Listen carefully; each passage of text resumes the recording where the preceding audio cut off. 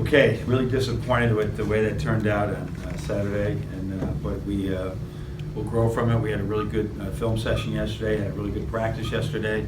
Have another one right now, and got to go to Illinois and win on the road. And that's something that is always hard to do for any team, is to win a road game, as you can see in this league. The parity is incredible, and we got to believe we can win every game. We got to believe we can lose every game if we don't play at our best.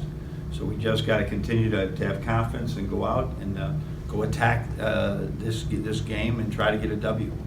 So the kids are in good spirits.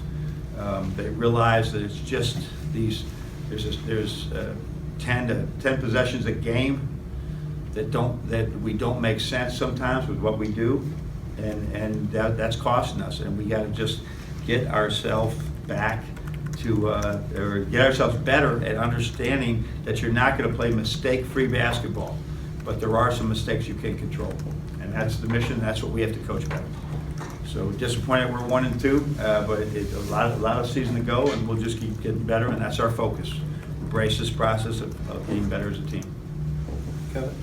Coach, kind of on a lighter note, saw that video of Andrew last night. Yeah. Who was behind with Frank, and what kind of circumstances led to you guys being able to give him a scholarship? Yeah, we had Sean Lonergan we did give a scholarship to last year as well, the second semester, and it was a toss-up between the two last year, and we had to pick one over the other, and we had our reasons, and we picked that. And then this year, knowing that we still had it available after the second semester was starting, we just decided to do it. It's a staff decision that, but then when it came to that, I saw what football coach at Eastern Michigan, Coach Creighton, did with his team. I don't know if you've seen that. And that's where the inspiration came from. And I never even messaged him. I should tell him I stole it from him, but I thought it was hilarious and great. And so we did the same thing, and I'm glad nobody at our team saw it because they were in shock. I still think Xavier was trying to figure out why everybody, I think once he thought Doc was going to jail, he didn't hear anything else. And he still at the end said, yeah, he got a scholarship, but he's going to jail. I think that was still part of this whole thing. So at any rate, it worked out well. Just the last thing is there any update if he'll take a fifth year elsewhere for next year? Do you not know yet? No, we won't know until the end of the year. Okay. But we'll encourage it. He wants to coach. He's right in the right alley right now for what he has to been. He's been in the midst of it, between his dad being a coach and the coaching staff here, all our other coaches that are out there that have been in Michigan or wherever. He'll line up fine, and he should do this. I mean, he's paid, over $200,000 to go to Michigan already, and so as a result, he's in a position right now where if he can earn a scholarship somewhere, it'd be a great thing. Brett? You talk about 10 possessions a game that kind of can get you off kilter. When you're playing, I think your pace right now in Big Ten plays like 63 possessions per game. Do you just feel that you guys are operating with a very small margin of error? Well, it's offense and defense, and Right. I'm talking. Most of those are five. There are probably 7 or 8 defensive possessions that are. How many times can we go over this guy? So that's what the killer is, and it can be changed. There's nothing. As soon as I got done watching the film, and I had 91 clips, I didn't show that. I turned to Kathleen. I said, "There's nothing here we can't fix. How we fix it is what we have to just address, and that's the only thing we can do. How can we speed up the thought process? How can we speed up the urgency? How can we educate them better? Because everybody learns different ways." Do you think it's a matter right now of doing what you do better or changing what you do?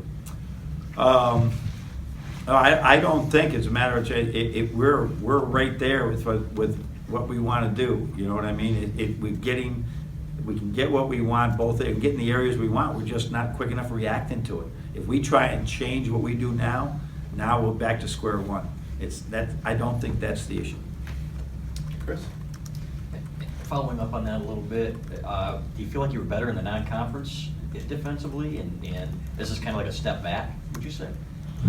We certainly were when we played South Carolina. I can't say that. Let's just talk about the even things. In the beginning of the year, I thought we had more pressure on the ball in the Garden, and we played better there. But with the exception of SMU, none of those teams are you know, at the level that we've played right now. I mean, between Maryland and UCLA, we're really good. You know, like I said, but there's that span there, again, where they make 3 threes in a row that we get to a guy and we have the same 3 shots and we miss all 3. So it is, I can't judge that because the talent is so different. So all I know, we got to bring it every night and hope we get better. Are these the same mistakes, or are they different mistakes in each game? Sometimes they're different, and sometimes they're the same mistake for 1, 2, or 3, or 4 years.